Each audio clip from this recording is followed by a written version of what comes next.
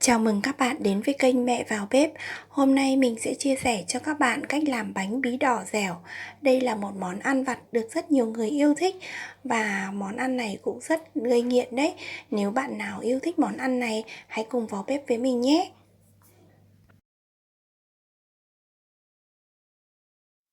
Nguyên liệu chúng ta chuẩn bị gồm bí đỏ chúng ta gọt vỏ, rửa sạch và thái miếng vừa ăn, bột năng, vừng, đường. Chúng ta bắt đầu làm nhé. Trước tiên chúng ta sẽ luộc bí đỏ trước.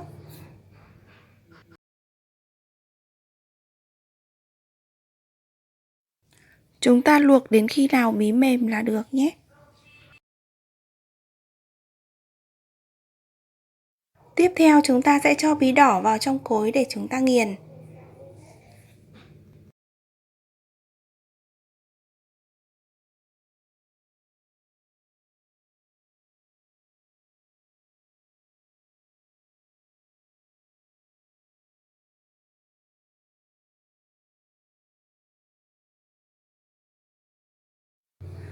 Bí đỏ sau khi nghiền xong, chúng ta sẽ cho thêm vào đây một chút bột năng.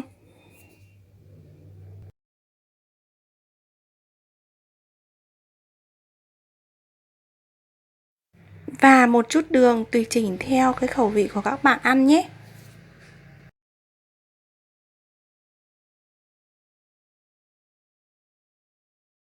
Sau đó chúng ta sẽ trộn bột, đường và bí đỏ thành một khối đồng nhất.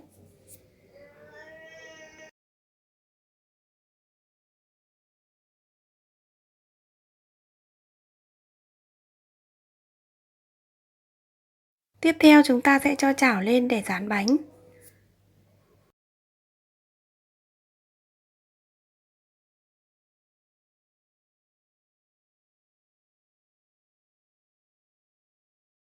Chúng ta sẽ múc từng thìa bột thả vào trong chảo mỡ như thế này.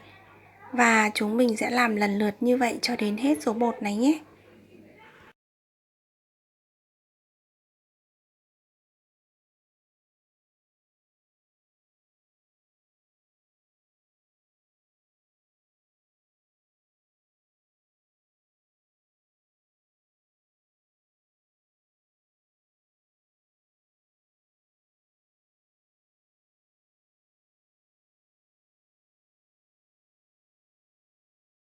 Tiếp theo chúng ta sẽ rắc vừng lên trên bề mặt bánh, sẽ giúp cho món bánh của chúng ta tăng thêm hương vị.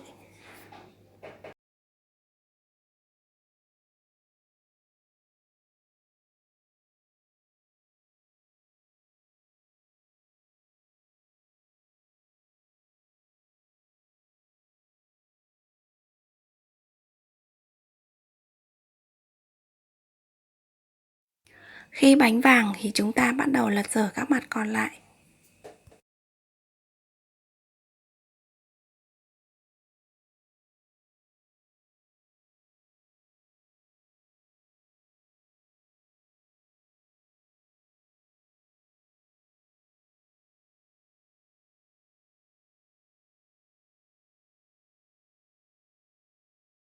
Chúng ta đã có thành phẩm món bánh bí đỏ dẻo, màu sắc rất là đẹp.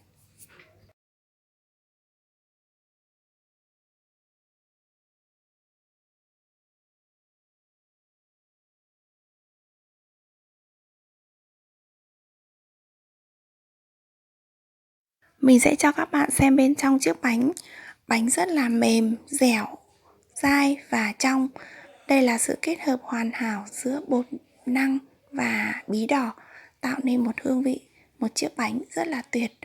Nếu bạn yêu thích món ăn này, hãy cho mình một like và đăng ký kênh để nhận được nhiều video mới từ mình nhé. Chúc các bạn thành công!